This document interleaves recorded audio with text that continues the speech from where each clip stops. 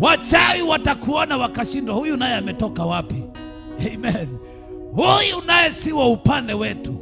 Watakupiga vita. Amen. Bwana atusaidie sana. Waganga watakuwa wanaangaliana, wanaulizana, huyu naye ametoka wapi? Wapendwa, tukazingatie utakatifu, kwa sababu Bwana amesema ya kwamba, Bwana amesema huko nje, Bwana amesema huko nje si kuzuri, huko nje si kuzuri. Amen. Huko nje wako wachawi, wako wazinzi, wako wauaji, nao waabudu sanamu, na kila mtu apendaye uongo yuko huko nje. Bwana asifiwe.